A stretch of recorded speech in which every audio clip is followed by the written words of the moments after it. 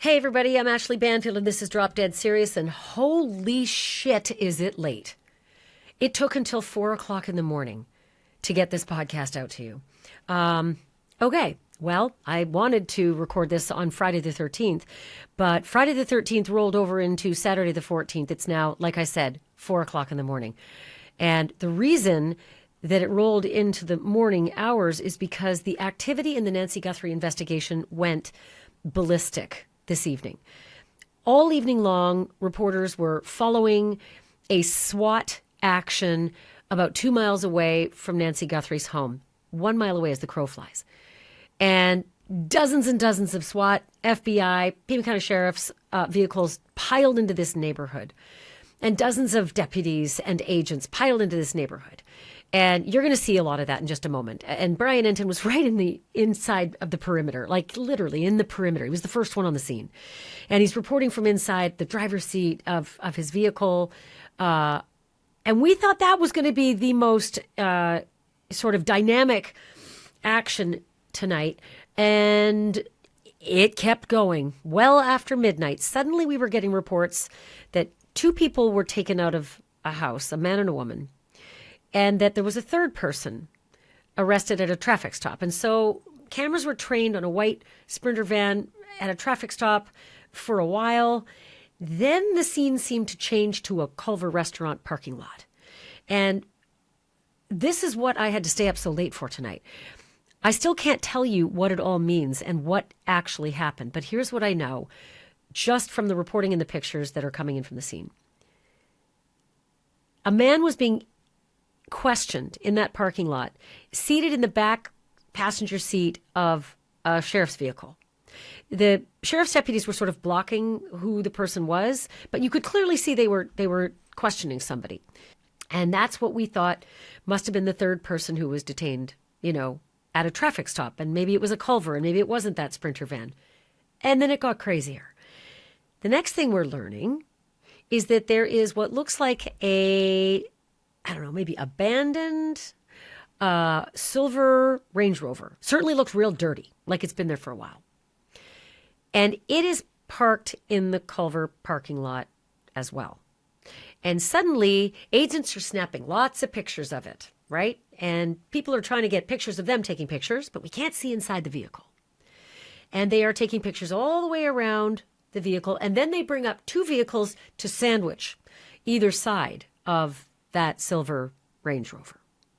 And the next thing we see is tents going up to shield whatever it was they were looking at when they opened the back trunk of the silver SUV, of the Range Rover.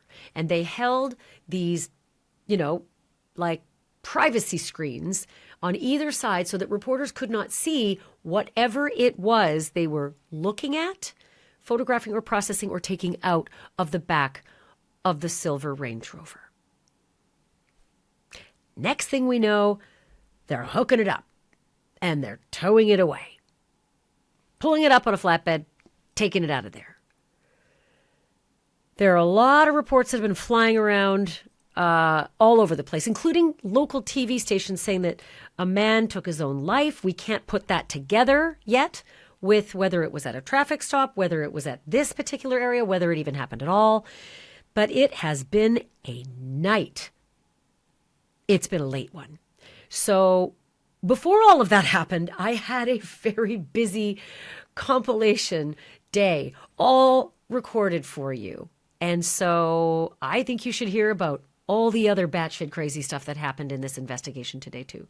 So here's how the day played out. Hi, everybody. I'm Ashleigh Banfield, and this is Drop Dead Serious, and it is day 13 in the Nancy Guthrie saga. Nancy has been now missing for almost 2 weeks. It's been a day, and I'll tell you what, I'm recording this right now. It is 11:23 p.m. on Friday the 13th. And as I speak, there is an active SWAT event happening about 2 miles away from Nancy Guthrie's home in Tucson, Arizona. It's dynamic, it's rainy, it's dark, there are no streetlights anywhere, but I can tell you this, starting about an hour and a half ago, so about 10 o'clock Eastern, Suddenly, there was this rush of activity. SWAT vehicles and a mobile command center took off from the Pima County Sheriff's Department.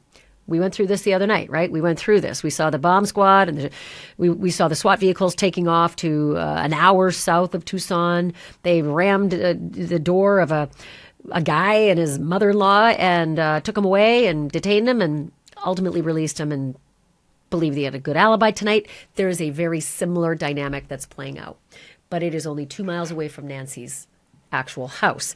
Brian Enton is everywhere. He never misses anything. He and Mo Moran, his photographer, are right there on the scene, watching it. They're inside the perimeter. They accidentally ended up inside the perimeter, so they're just sort of frozen in place, trying not to make any waves or make trouble. And they witnessed 24 sheriff's deputies' vehicles and FBI vehicles, as well as 2 armored SWAT trucks, and just a phalanx of SWAT officers who descended upon this home and actually took 2 people out, a man and a woman. Here's how Brian Enton reported this live from the driver's seat as he was trying his best to see out the rainy window in the pitch blackness with all these, vehicles who'd responded to this incident. Take a look. There is an active SWAT situation happening right now. Earlier, I reported that the SWAT team was staging. They have now moved in on a house in Pima County. And again, we're keeping our lights off because we're very, very close to where this is happening. And we don't want to interfere at all. And we don't want to reveal our location, obviously. We don't want to compromise the investigation. But I know that they have already, from what I can tell, pulled 2 people out of a house. And I know that this is connected to the Nancy Guthrie investigation. That I have confirmed. Whether this is going to pan out into something significant or whether we're going to sort of see what happened the other night with the man who was detained and then released, that I cannot tell you. But the amount of resources here is massive. We saw dozens of SWAT members. We saw at least 2 SWAT trucks fully armored. There's the FBI that is now out here. There's the Pima County Sheriff's Office.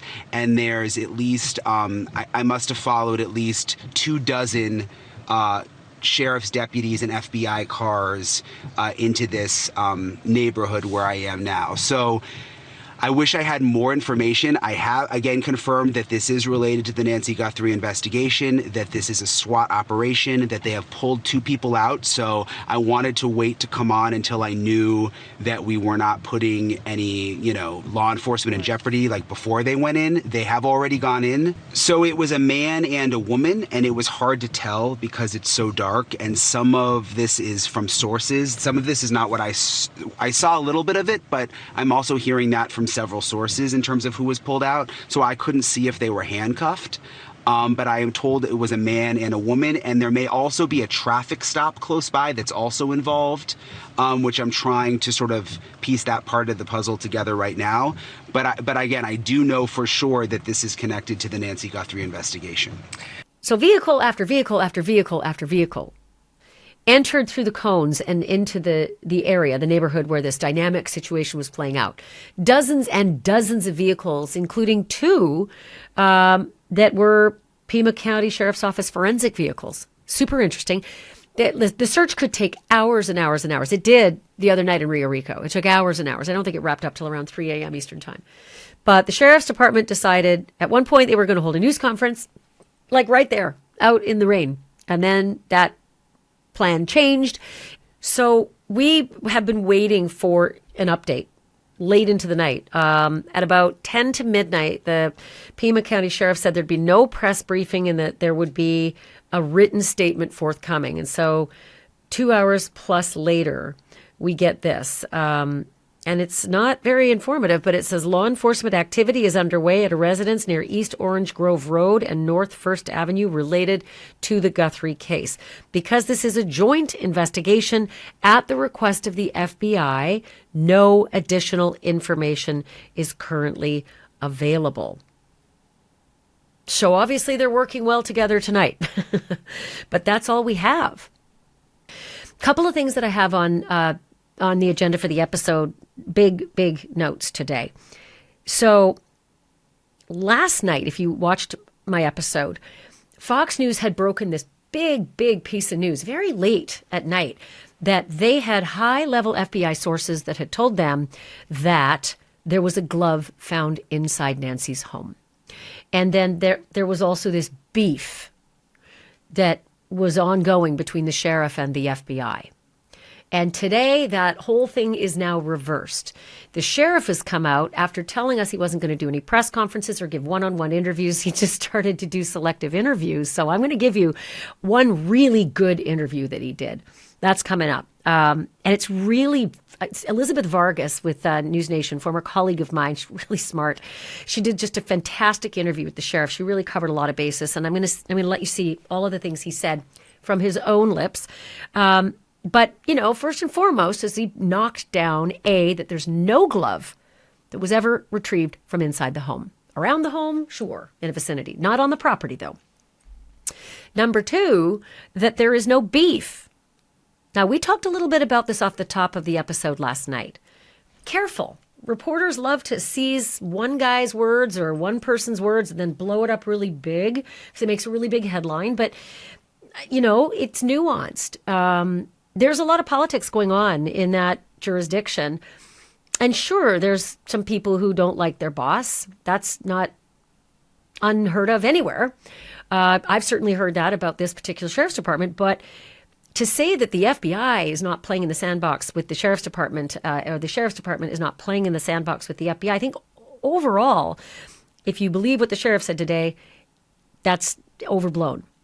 But watch this space, because someone in the FBI may leak again what they think. But so far, he's done a lot of interviews, he said over and over. And you're going to hear all of his words in multi-different areas and ways. Statements, interviews, all the rest. And then also, another note. Well, it wouldn't be the day 13 if we didn't have another note from some freak. Whether this freak is connected or not remains to be seen. But somebody sent another note to TMZ. So this would be 3 that Harvey Levin and his team have received. And this third note has some specifics in it as well. I'm going to get to that, tell you what TMZ has on this and what they've done as well with it.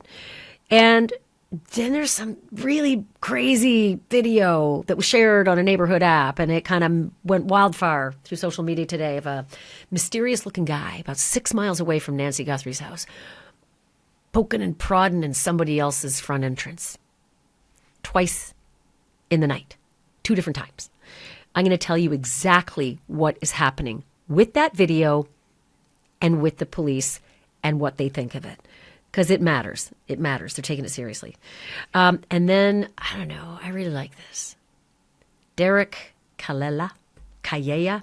I don't know how he pronounces his name, but that fella's in a world of hurt. He's the guy that authorities believe sent the bogus ransom requests straight to Annie Guthrie and her husband. He was caught in California. He made an appearance in Tucson, federal court. You don't want to mess with the feds. And we're going to show you, I guess you could call it the walk of shame if he's guilty. Holy shit, is this guy in trouble? His life is over, right? Anyway, I'm going to show you all of that. And again, I've got this phenomenal interview that I'm going to play for you with the Pima County Sheriff. And then some weird shit. Like, just a lot of weird stuff happened today. And I got a whole basket of it that I'm going to send your way. First, though, big thank you. And please, if you're watching for the first time and you're not subscribed, welcome. It's nice to have you. If you have watched before and you're not subscribed, boink, hit the subscribe button. Do me a solid. Love to have you guys subscribed. Love to grow our community. It means the world to me. And I just thank you so much for coming and being here and allowing me to do my work independently. I don't work for a TV station now, so I can quote every TV station. I don't have to avoid what Fox or CNN or News Nation or whatever. I can tell everybody, I can tell you everybody's reporting. And so, because I'm an independent journalist, I want to thank my sponsors. They are making this possible. And Just Thrive has joined my team, and I really like them. I test and like all the products that I endorse, folks. And I do want to talk about something important real quick, if you'll permit me. Health and well-being, yours and mine. If your gut is off, everything is off. It affects your digestion, your energy, your mood, even your focus. Everything starts in your tummy. So when you have those struggles, your whole body feels it. And that's why I am trusting Just Thrive Probiotic. Just Thrive turns your gut into an antioxidant factory, which means better digestion and healthy immunity and more energy and even weight management. Thank you. Just Thrive Probiotic comes in capsules, berry-flavored gummies, so there's an option for everybody in the family. I like the gummies. You know, who doesn't like gummies? So here's my challenge. Try Just Thrive Probiotic for 90 days, risk-free. Visit justthrivehealth.com. I got you 20% off. You're welcome. Just use the promo code Banfield and see the difference for yourself. You can get a full product refund. No questions asked if you ain't satisfied. So take the 90-day Just Thrive Probiotic Challenge. Go to justthrivehealth.com/Banfield and be the best you with Just Thrive. Okay, let's go over some of the day because yet again, it was a doozy. So at 6 p.m. Eastern Time, 4 p.m. Tucson time, Brian Enton reports that there's planes like circling overhead as he's doing a live shot for News Nation. And he says they are Pima County Sheriff's aircraft. They are known for doing surveillance, which is intriguing. There's no announcement as to what they're doing, why they're up there, but they were up there. So the search has gone to the air, at least today, at least at 4 p.m. local time. And then not long after that, Brian and a whole other bunch of media outlets reported that the mobile command vehicle and a SWAT vehicle were on the move. That happened about 5:30. And KVOA, as I mentioned, a local station confirmed that is connected to the Guthrie case. And so a lot of media followed, a lot of streamers followed, and responsibly, many and most stayed back so as to not, alert said target that, the popo's coming. And so that's still ongoing as I come to you tonight. It's 10 o'clock Eastern right now. Don't know what it's going to yield, but we got a really late yield the last time there was a door knockdown, raid. That happened around 10, 11 o'clock at night. Guy was arrested. Well, guy was detained, put in cuffs on a traffic stop. He had his family in the car, door dashing. They busted down the door of his home. They did a very long search and ultimately determined not the guy. He had a good alibi, the sheriff said.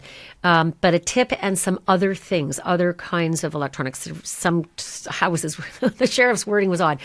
Other kinds of digital work led to that particular action. Don't know what led to tonight's. But we do know that there's DNA that is not Nancy Guthrie's DNA and not anyone in her immediate orb, family or others, that was found inside the house. What kind of DNA? Good question. That's important. Really good question. I'm going to explain in a moment how critical the kind of DNA you get is in an investigation. Like one piece of DNA ain't like another. And there's a great expression for it, and that is that DNA is a dirty word. I'll explain it in just a moment, but first, just so you know, Sheriff is confirming DNA, in fact, found in Nancy's home, not related to her family or those that she has in her, direct circle of people. So ABC reported that early on and said that DNA samples are being compared to samples taken from associates of Nancy Guthrie, according to Sheriff. Now, I want to give Matt Finn from Fox News Channel big props because he was first today, by my estimation, and I'm scanning pretty far and wide, but he was the first today to score an interview with the Pima County Sheriff, Chris Nanos, and knock down a lot of the story from yesterday. He'd done this big interview, and let me give you the highlights. No glove inside the house. And emphatically, no fancy words, no wishy-washies, no, getting around it. No, 100%. Sheriff's like, nah, that is just wrong. There was no glove inside the house. So here's how Fox News Channel opened one of their late prime hours with this exclusive reporting last night. Take a look. And Jesse, I want to start with a little breaking news. A high-level source at the FBI has just confirmed to me that the Pima County Sheriff's Department has blocked key evidence to the FBI. We're talking about a glove found inside Nancy Guthrie's house along with some DNA. The FBI wanted that evidence so they could take it, analyze it themselves, send it to Quantico to get some faster return. The Sheriff's Department decided to keep that evidence and send it to a private analyst firm in Florida. So clearly that is not going to help the relationship here between the FBI and the Pima County Sheriff, which we know in the early going has been tense at best. And Fox has really good contacts in the federal government. They're very connected to Kash Patel as well. I don't know if Kash is the source of that, but that was a sourced report. Multiple other outlets matched that reporting, and that was the headline of the night, only to be flipped on its ass today. And Fox News, Matt Finn, getting the different side of this story. So no glove was sent to that Florida lab. And by the way, if you were watching last night, turns out it was the Florida lab that I had named. The lab that the Pima County Sheriff's Department uses is in Deerfield Beach, Florida. And it is a very, very good lab with a really good track record. And that is the one apparently that they've used. That, I should say, came from good sourced reporting. I didn't find that out myself, though. Okay, so apparently they've been using this lab for over a decade. They got that stuff out fast. This is before the FBI comes in, because the FBI comes in the next day on Monday. This is what the sheriff has told us now, is that the FBI got involved one day into this thing. So it's not like, they were left out for days. They were brought into the fold on Monday. And remember what we had on Sunday. We had a missing grandmother. So time is of the essence, right? Chop, chop. I need this tested now. And so it kind of stands to reason that the Pima County Sheriff's Department would fire that stuff off to a private lab that can do it fast. Your state lab is way backed up, right? They just forget it. State labs, don't even get me started. They're so overworked, underpaid, and they mess up a lot, and they screw up a lot of cases, not necessarily because they're bad people. It's just because there's just too much to do. But private labs, bam. You can get that done. You can get that back within 24 hours, if you pay. And I've got some details about money changing hands, reports of $200,000 being paid to that lab, then other reports saying it was pro bono, a little confusing there as well. But important that you know that was the plan. Get it to the lab in Florida, Deerfield Beach. They're really good at what they do. They've got an incredible track record. And let's get that back fast and just find out if there's somebody we can catch quickly. So the sheriff also said to Matt Finn, Fox News, it's bullshit that there's this massive war going on between the FBI and us at the Sheriff's Department. It's just not true. We're working well together. He said it is a kidnapping, still believe it's a kidnapping. Found a few different gloves around the area, but not in the property, some of them miles away, some of them as far as Phoenix, right? No one is ever really eliminated when asked if anyone's been ruled out. This is what Matt was told. Also, again, more than one issue led the sheriff to the Rio Rico man, but he's satisfied with that man's alibi. Will not confirm to Fox if there was forced entry. Remember, I told you on Tuesday of last week that my source said there was indeed forced entry, but every time the sheriff's been asked, he says, I won't confirm that. Of the criticism that the sheriff's office released Nancy Guthrie's crime scene too soon and opened it up too quickly. Originally, he said that's on me. But now he's kind of going back on and saying that's not true. They got what they needed. He said that anybody else who came in and investigated afterwards got what they needed, and then was asked, should you have cleaned the blood up outside the house? Now, I know the answer to that one. It's not the job of the police to clean up a crime scene. That's not what they do. So nobody should take swipes at the cops for leaving blood. That's the way it works, unfortunately. Anyway, sheriff's deputies' cars that are parked outside of the home, of Nancy Guthrie's home. That is also something that the sheriff said is at the request of the family for safety. It's not a signal that the sheriff left too soon, that they're back there. He said that was something that the family requested. Then on the allegations that the family members are involved, sheriff said, quote, family's been fully, 100%, completely, whatever we've asked for, they've done. It was getting crazy out there with allegations about family. But in the same interview, he also said no one is ever really ruled out as of today. He also said that he's got a great relationship with the FBI. They're a good team. They're good people. Okay, so Elizabeth Vargas did this fantastic interview on Elizabeth Vargas Tonight on News Nation tonight. And she asked a wide range of these questions and more. And you'll get the differences in his wording, the differences in the questions, but I want to play that interview for you now. Sheriff Nanos, I want to first talk to you about the DNA that you are testing. You have unknown DNA that you have found, DNA that does not match anybody in the Guthrie family, does not match anybody working for Nancy Guthrie inside her home. This sounds like this could be a significant lead. Well, we found DNA and we eliminated some people, yes. And yes, it's significant when we find somebody that certainly matches that for sure. But right now, there's a lot of significant leads we're working. I think that video was very key to us, and we're tracking down some things there too. So we as of what's today? I'm sorry, it's Friday. So as of Wednesday, we had over 18,000 leads here. The FBI had some 15,000 leads there.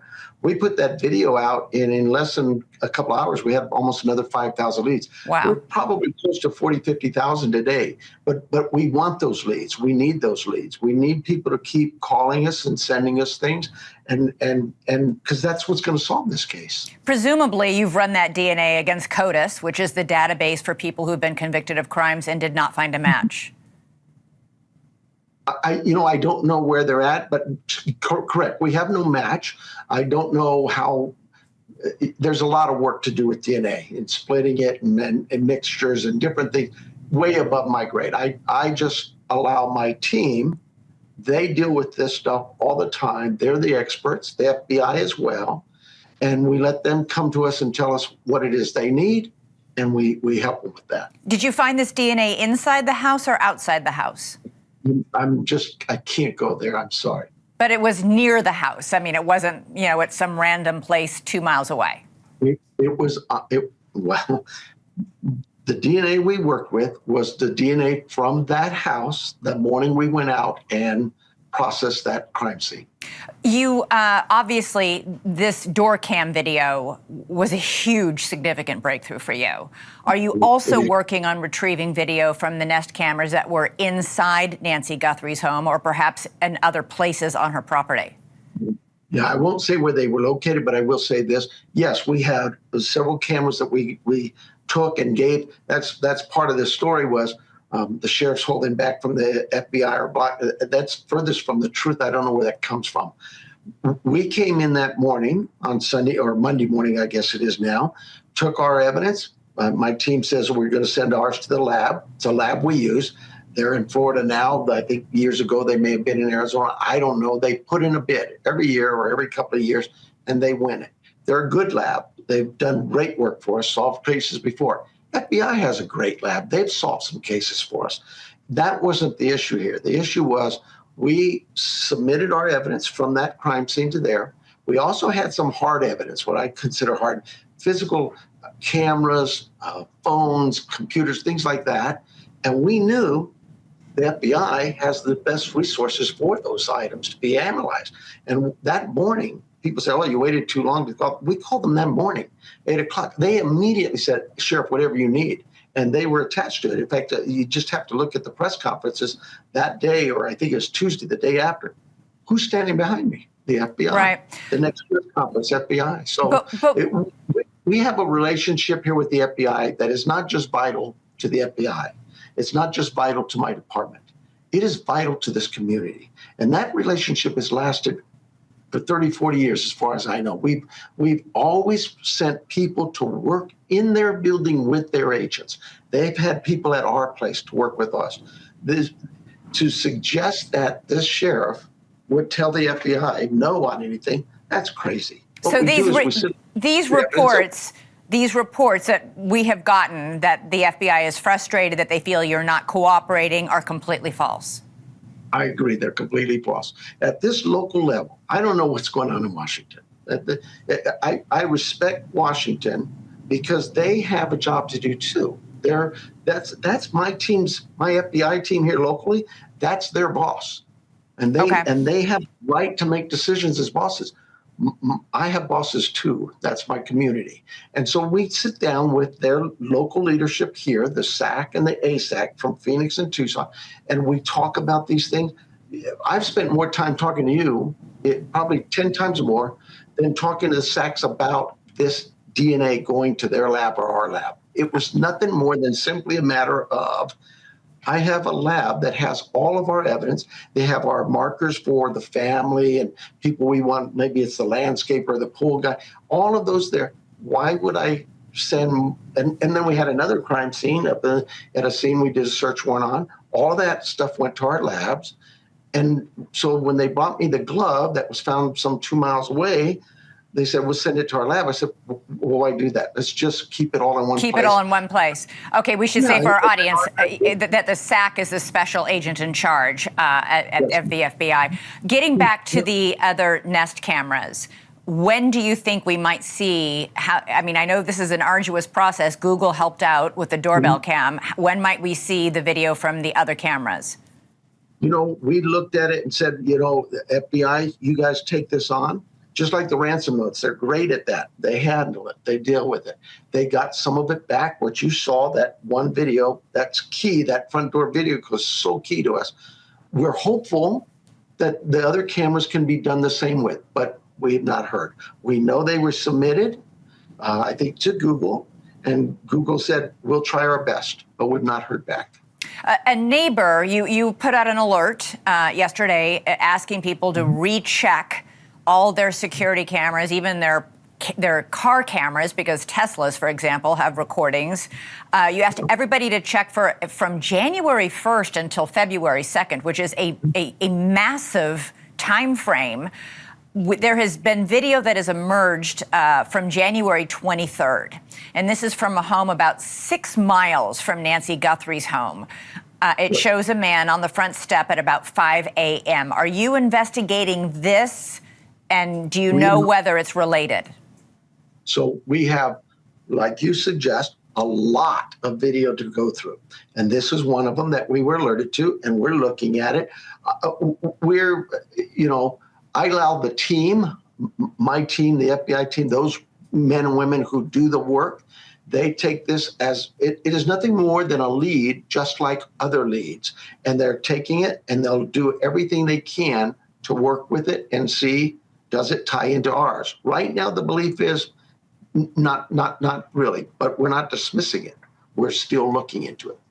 And you also asked for a specific date. I believe it was January 11th for neighbors to search. Why that date? Well, I'm not real sure about all that with dates. I know we think of a search pattern. We come in and we fly over, we have ground troops, we do a search pattern. We come back the next day and we look at it, did we miss anything? And we kind of go over it again.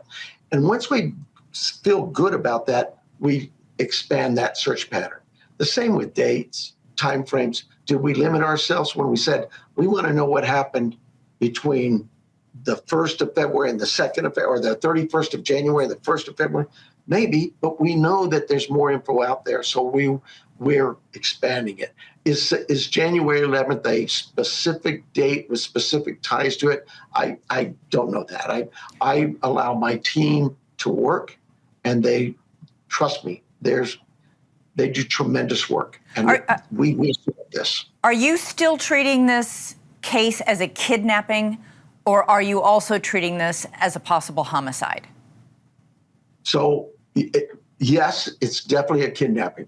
As for a homicide, we are working under the belief that she's still out there somewhere. The family believes that. I believe that. Why would we think otherwise?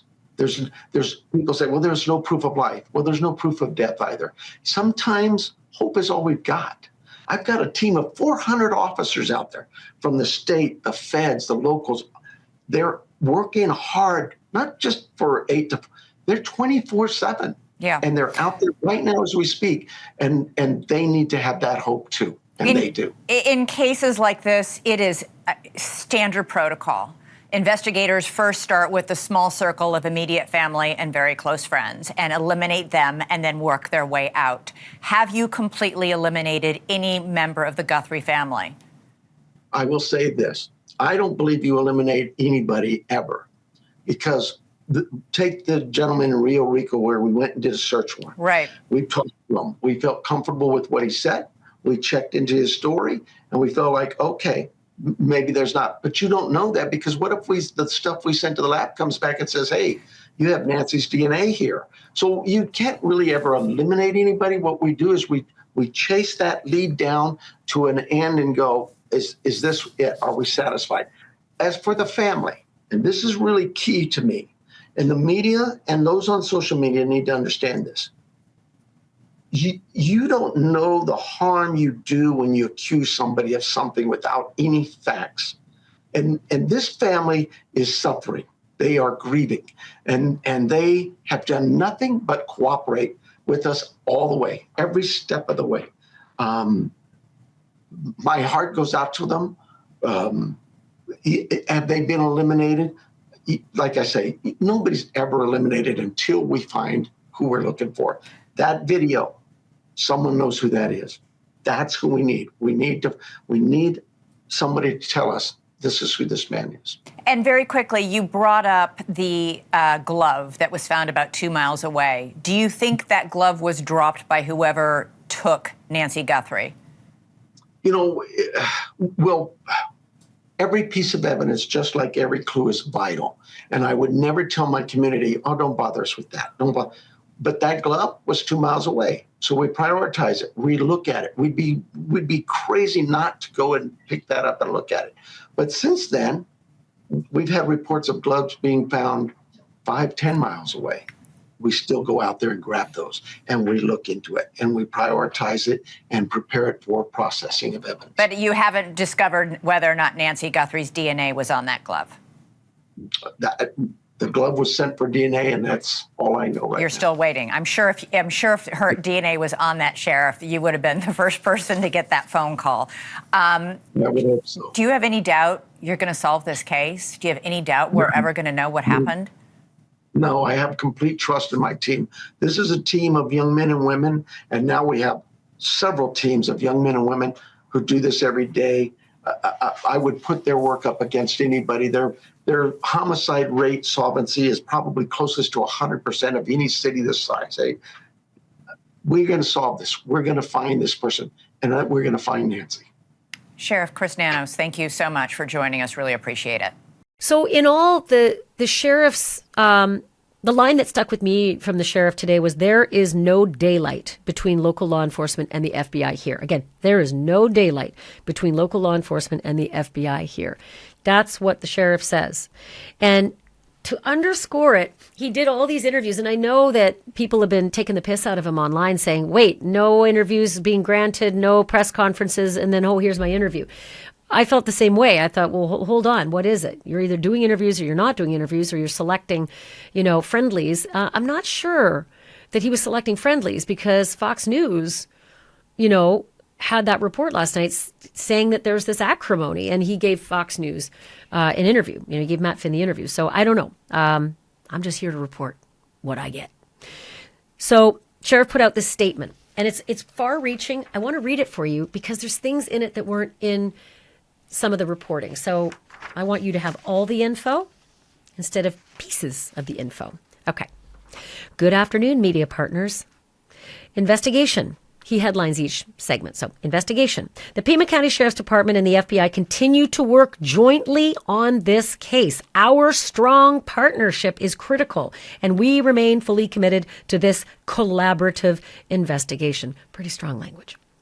To ensure consistency and streamline testing, evidence requiring forensic analysis is being sent to the same out-of-state lab that has been utilized since the beginning of this case. This decision was discussed with and agreed upon by local FBI leadership. Local field office guys. That's different than the feds up in Washington. So maybe there's some disconnect between the Washington folks and the locals. I don't know. But listen, that's really strident language, strong partnership, fully committed to collaborative investigation, and also highlighting what he told Elizabeth Vargas, and that is that we started this investigation on Sunday because the locals respond. It's their job. It is the locals' job to respond to local crime and process a scene. And so when they got a missing woman and they've got some evidence, they're going to send it to the place they're used to using and the thing that they're going to get back fastest. So that makes sense that he would then put that in the statement. Let me continue. Evidence. Several gloves have been located during the investigation. The closest gloves were found approximately 2 miles from the home. Reports that a glove was found inside the residence or on the property are inaccurate.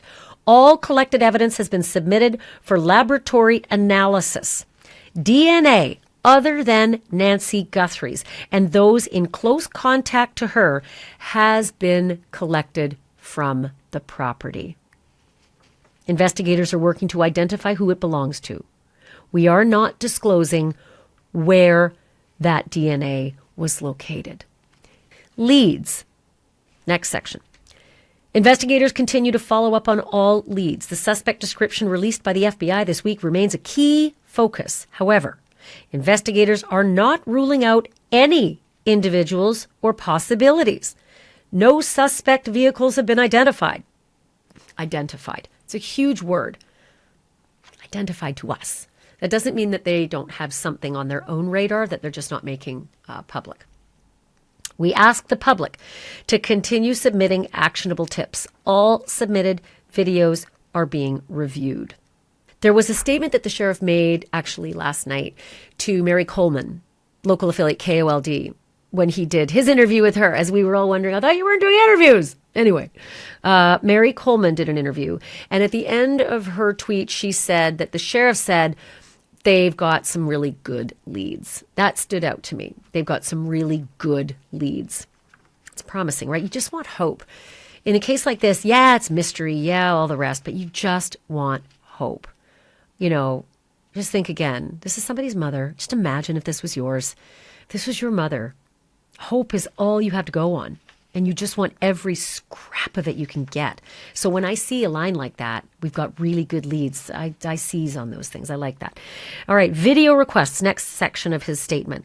The Pima County Sheriff's Department will send an additional message to surveillance camera users in the Guthrie neighborhood via the Neighbors app this afternoon, meaning today. And again, today is February the 13th. Pool service. This is important. One of the really batshit crazy things that happened today was that reporters noticed two pool service trucks driving into the home of Nancy Guthrie, into the driveway. And it's like, dude, hold it. This is a kind of a crime scene still. I mean, still searchers are happening. The tent went up yesterday. Why is the pool guy here? And 2 vehicles, right? Up went the drones and caught the pool cleaners just doing their job back there. And we all thought, what the actual? And the sheriff heard your concerns. So in the sheriff's statement, mentions pool service. At the request of the Guthrie family, routine pool maintenance was conducted at the residence today. That's all he said. At the request of the Guthrie family. Let's be frank, guys. You can't let the house fall apart. The house still has to be looked after. And you can't let a pool not be looked after, especially in that heat and the rain today, etc. So that's what the sheriff just addressed that issue. And then this again, media briefings. Getting tired of reading this. There are currently no press briefings scheduled. The sheriff has granted a limited number of one-on-one interviews today, I'll say, and will not schedule additional interviews through the weekend. We understand media interest is high. However, due to time constraints, not all requests can be accommodated. We encourage outlets to coordinate with their local affiliates when possible. Look, I get it. We are a pain in the ass. Honest to God. Ask any sheriff's department across the country, any police department across the country, ask the FBI. We are a pain in their ass. Trying to bring the public transparency, that exists and doesn't exist is a hard job, and it takes dogged efforts. When there's a big story like this and the media descends en masse, it's just amplified, and it's hard. It's hard to deal with people like us. And when I say us, we are your gateway to getting whatever information there is about a story like this. And, we're all in this together, right? This isn't us against them. These are our agencies. We pay for them. They're our security agencies. We are hoping that they're taking care of us the best we can. I think everybody's developed quite an affinity for Mrs. Guthrie, whether it's because of the story itself or whether you're a fan of Savannah and you're really moved by the photos of her with her mom. Who wouldn't be? Who wouldn't be?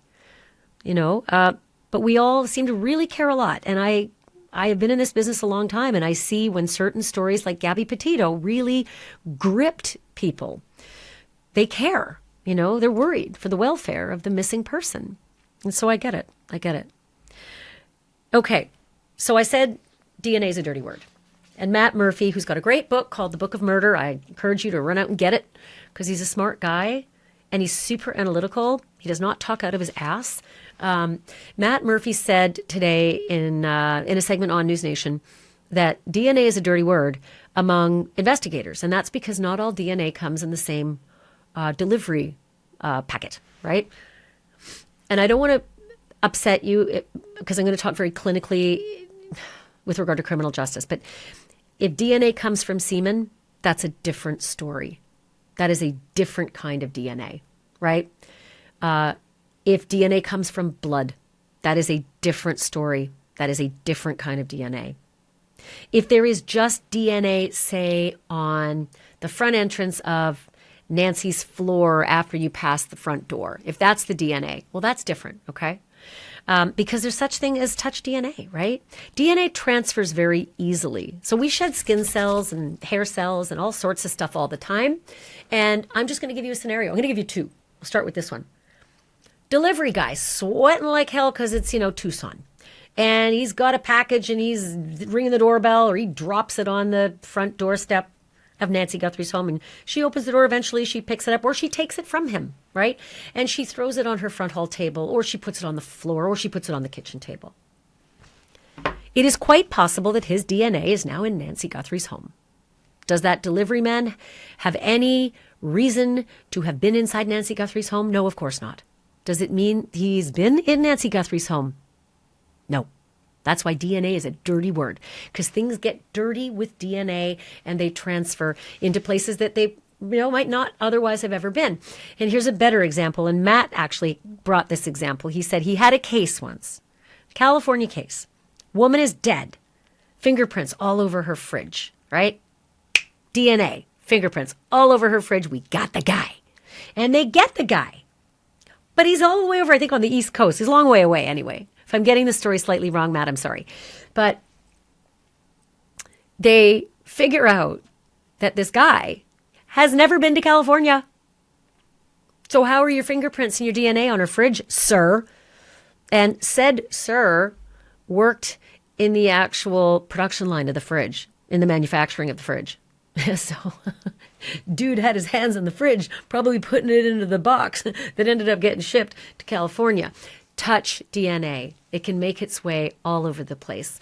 And it can be rubbed off on one thing and then from that thing be rubbed off onto something else. So I just caution you about the kind of DNA that was found and the location of the DNA. The sheriff said the location of the DNA. That's critical because the location of the DNA is also important. You get a guy's DNA on her bed sheets, different than the front hall floor or table or kitchen table, right? Little harder to have touch DNA rub off. Not impossible. Again, I've taken my FedEx packages upstairs with me and cut them open, thrown the package onto the bed. I'm sure you have too at some point. So just remember that shit can go sideways easily with DNA, but the kind of DNA that doesn't often go sideways is semen, blood.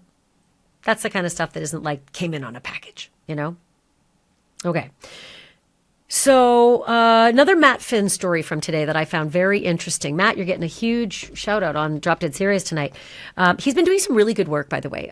Fox News has been doing just bananas work, just such good work on this story. But I also know that they've got about 35 people, maybe more at this time, in the Tucson area, helping them to cover this story. They've really descended upon the story. Hence, they're doing really good work. But Matt Finn, one of the correspondents for Fox News, said in one of his tweets today that catching a vehicle on camera, well, there's a scenario in which the Guthrie getaway car may not have been clearly recorded on a traffic camera. And I know what you're saying. That's impossible, right? How is that possible? There's cameras everywhere. In this day and age, there's effing cameras everywhere, right?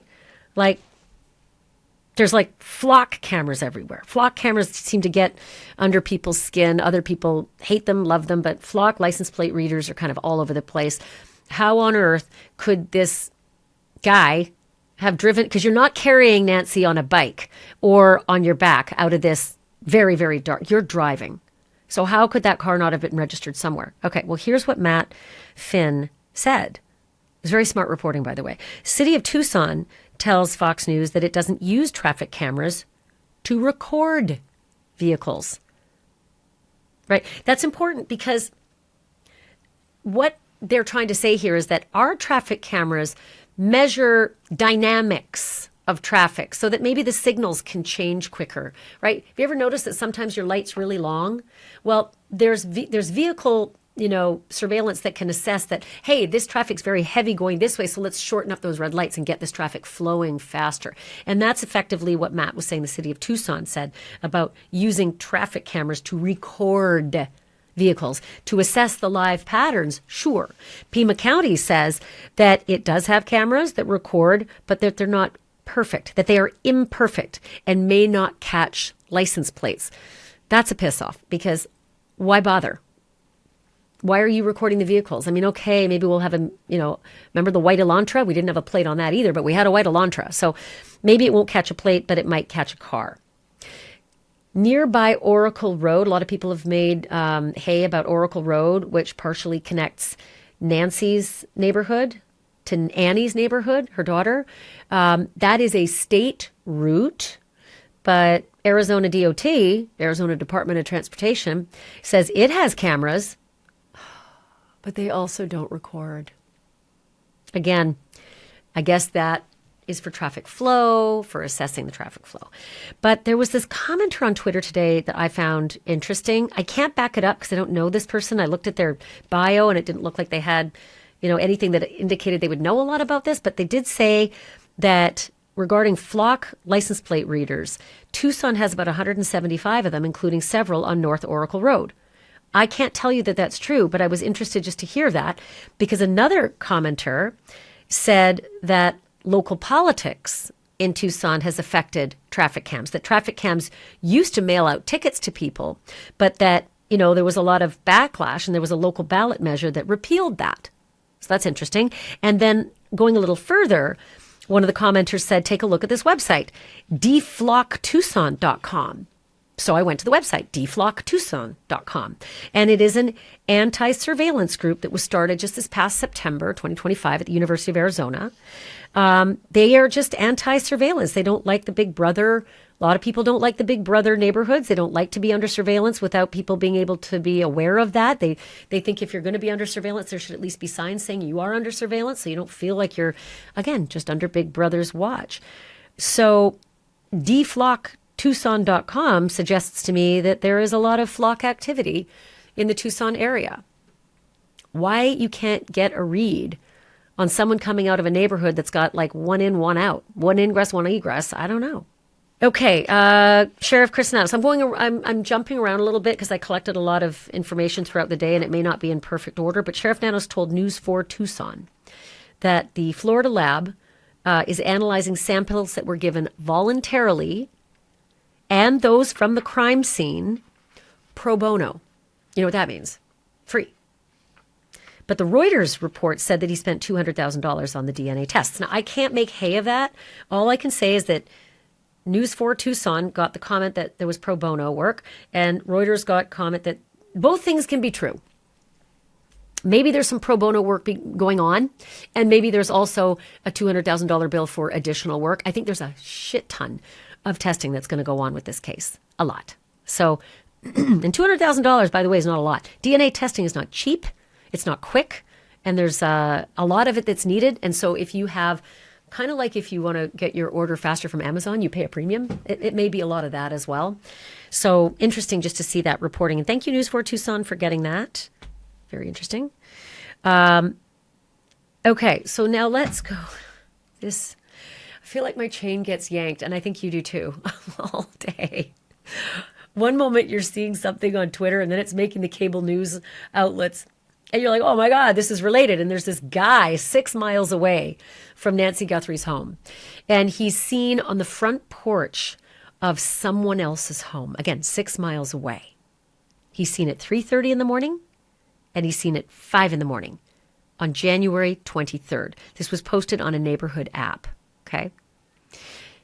A lot of people were showing this guy his face. They weren't digitizing his face. They were spreading all over social media.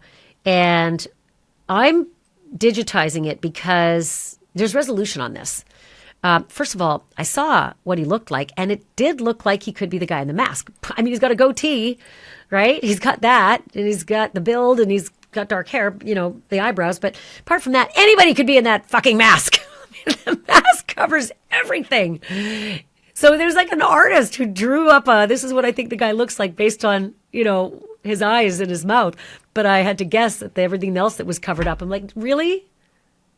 Really? So, you know, anyway, the sheriff actually was clear on this, on Elizabeth Vargas. He was very clear. I'm going to reread for you exactly the words that the sheriff used about this guy, because huge clue in something that just kind of went by very quickly. I'm going to read his exact words about that video in just a moment. But first, again, huge thank you. Thank you to you for supporting my channel. Click subscribe if you would. I would so appreciate it. Thank you. It's very easy. Apparently you just push a button. That's what I'm told. Also, big thank you to Morgan & Morgan for being a sponsor, because they make this possible. And I don't think I have to tell you, having a good lawyer, super important in life. Morgan & Morgan is America's largest personal injury law firm. They've got over 1,000 lawyers. Holy Dinah. They've recovered over $25 billion with a B for more than 500,000 clients. So yeah, track record. In Florida, one of their clients got $100 million after the insurance company suggested maybe $1 million. Yeah, 100 to 1 odds there. Another client in Pennsylvania got $29 million after a $500,000 offer. And in California, hold my beer, the client got $425 million. That was awarded by the court. So any idea what your case is worth?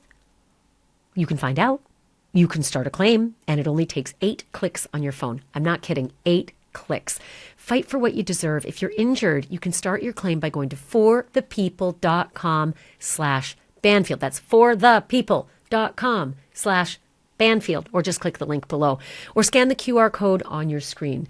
And good luck to you. So the sheriff was asked about this video from January 23rd, 6 miles away, that had everybody like freaking out today. And he said, it's nothing more than a lead, and they're taking it, and they'll do everything they can to work with it and see, does it tie in? Right now, the belief is not really. But we're not dismissing it. We're still looking into it. Right now, the belief is not really. That's really interesting. Okay, now to some of the TMZ reporting today. They have received this third note from scum of the earth, whether he's or she, whoever it is associated with this crime or not, whether they're just parasites trying to, extort a family in the worst moment of their lives. So the third note is now a person who has said that they're upping their price. 1 Bitcoin was what they said in the first note. Second note was, I'm not being taken seriously. And now the third note is, I'm now upping my price to $100,000 instead of the 1 Bitcoin, which is $67,000. So this is the third note in a series of 3, but don't forget, TMZ also received a 4th communique, an alleged ransom note that asked for $4 million on a Thursday. And if that deadline wasn't met, $6 million on a Monday. TMZ has said that they've checked the Bitcoin account on that, by the way, every day, and that there's been absolutely no movement, no money, nothing. But they received this series of 3 notes over the last couple days. And the third one came today from the same person. And they know it's the same person because they include the same details that TMZ has not released to the public. So they know it's the same person. They've used an email address and a name, and apparently the email address and name are different every time. And they've upped the price again to $100,000 for information. They said they know who has Nancy. And they know the condition of Nancy. That's something else that they said. And they said this quote, this is important. I was listening to Charles Ladebaudiere on this. He said, he's the second in command at TMZ. He said, when he gets the initial payment, he will give up the name of the main individual. It's interesting wording. When he gets the initial payment, he will give up the name of the main individual. Does that mean there's more than one individual? And you're just going to give up the main one? So there's a conspiracy? Or is this all bullshit? Anyway, the price has gone up to $100,000. And apparently this guy doesn't like police, says he's too scared. He's got a whole litany of reasons why he won't go to the police with this and wants to go to TMZ with it. Okay, another piece of information that came out today that was interesting. Brian Enton had an interview with a former Pima County undersheriff named Rick Castigar. He didn't have a lot of good things to say about Sheriff Chris Nanos. Here's the quote. Nanos has an exorbitant ego. In one case, he told the FBI that he's the better investigator and doesn't need their help. Take a look at this interview. And, I have heard there's a lot of politics that are playing out among the Pima County Sheriff's Office folks, prior and current. There's a lot of ugliness going on. So there you have it. There's a guy who's not fond of Sheriff Nanos. Something I saw on a Twitter account called Nerdy, I actually see him every day. It was a photo, but I haven't been able to find out where the photo comes from. And it's a photo of Nancy's front door since the white tent went up yesterday. And he pointed out that the Nest bracket mount, what was left behind after the camera was removed. The language has been different, right? My source said it was smashed. The sheriff has said it was tampered with and disconnected. But in any case, that Nest bracket mount is gone in this photo. So I'm trying to find some other reporting that shows that. That's the only photo I could see today of Nancy's door, but this was after the white tent was erected and then removed. And they've taken that bracket mount off of Nancy's front door. Okay, now to the moment you've been waiting for, I hope anyway. This guy, Derek Kayaya, I don't know how he pronounces it, 42 years old, makes a court appearance. I guess he had to come from California all the way to Tucson for a federal court appearance. But there's video of him leaving court, and the reporting is he was let out on a $20,000 bond with an ankle bracelet. I don't have that report on my own. I do have this, though, from the U.S. Attorney's Office of the District of Arizona. California man charged with transmitting a demand for ransom made an initial appearance today in federal court in Tucson. That is the U.S. Attorney Timothy Corshain. Derek Kalela, I don't know, of Hawthorne, California, is charged with transmitting a demand for ransom in interstate commerce and without disclosing his identity, utilizing a telecommunications device with intent to abuse, threaten, or harass a person. According to the criminal complaint, Kayaya is alleged to have sent the demands via 2 text messages to a missing person's family on February 4th, 2026. He's also alleged to have made a 9-second phone call to a family member. Through the course of the investigation, it was found that Kalela was acting as an imposter, trying to take advantage of the ongoing situation. The U.S. Attorney's Office and the FBI will continue to hold this defendant accountable and any other individuals who seek to interfere with federal investigations or profit from the victim family's grief. A criminal complaint is simply a method by which a person is charged with criminal activity and raises no inference of guilt. Any individual is presumed innocent until evidence is presented to a jury that establishes guilt beyond a reasonable doubt. Case number 2604209MJ. Derek, if you did this, you're going to the pokey. And, you'll have your day. Either you'll have a day before a jury or you will be making a deal, some kind of deal. I don't know what your background is like, but it better be squeaky clean if you want a good deal. I also just wanted to do something that Lindsay Haller, who's the producer of this podcast, looked at the different balaclavas and ski masks that were available at Walmart because the backpack is available at Walmart. And I just wanted to show you some of the balaclavas that are for sale through Walmart.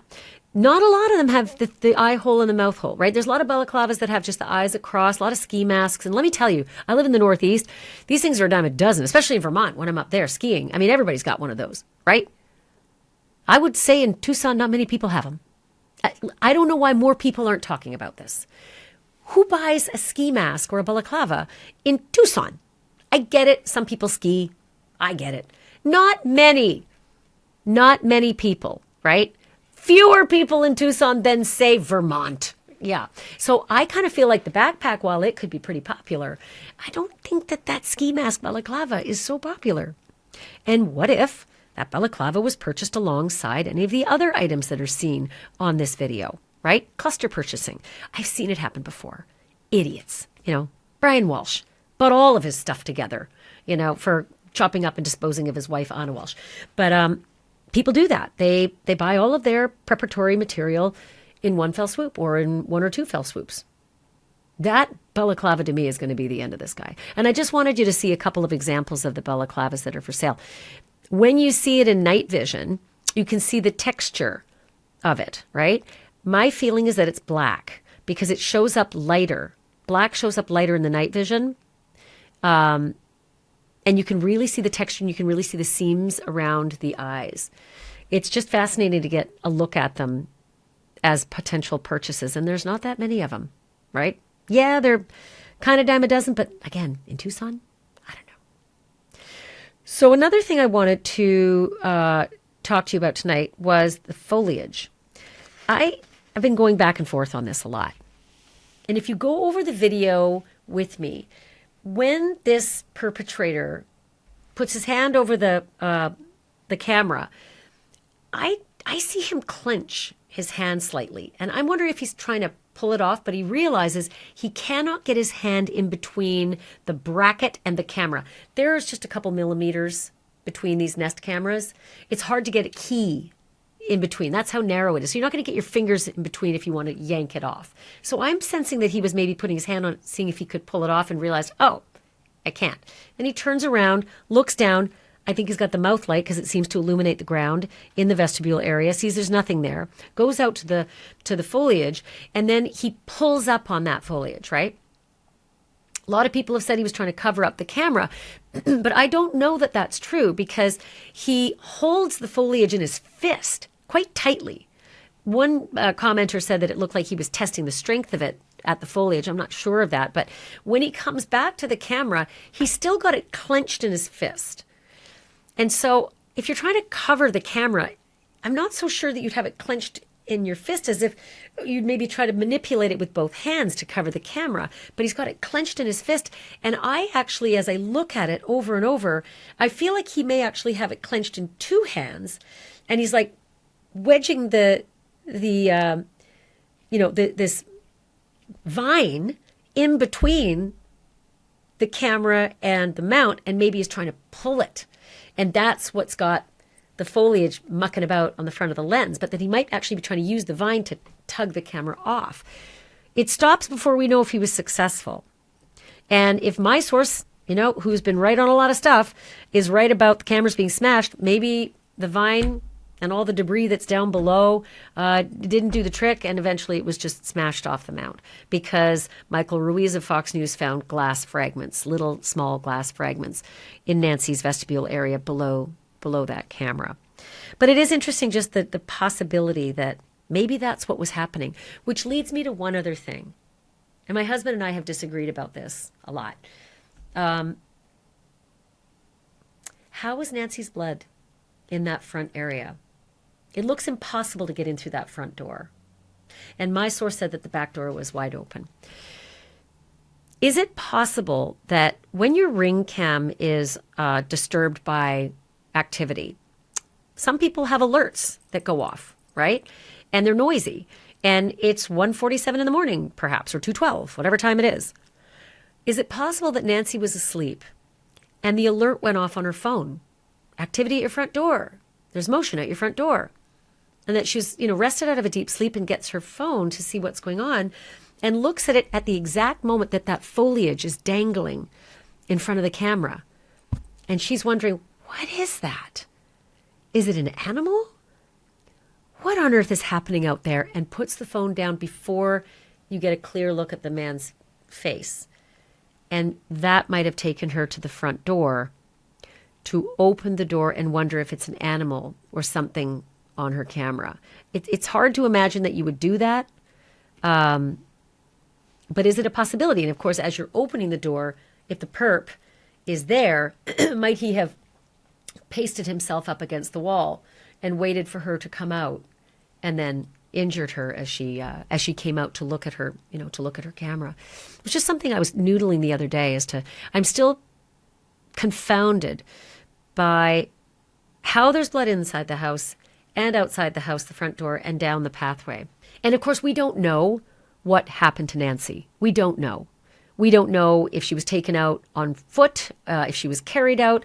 We don't know if she was injured. Well, we know she was bleeding. We don't know if she was incapacitated. We don't know if she was killed. But all of these scenarios, I'm sure, sheriff's deputies, detectives, FBI, homicide division was there. I'm sure they are going over every scenario, as well as, FBI agents who've done this for a very long time. And mark my words, they've got a lot more evidence to go on than we do. Are they getting there? Let's hope so. Thank you so much for being with me through this podcast. I so appreciate your, I so appreciate your dedication. I love that you're here, and I love that we're in this community. Join as a member. Would love to have you as a member as well. And don't forget, subscribe. I always have to say that, subscribe. It's just a button. It's free, and nothing happens, and it doesn't affect you in any other way other than you will get my updates. Thank you, everyone. I so appreciate you watching and listening. And remember, the truth isn't just serious. It's drop dead serious.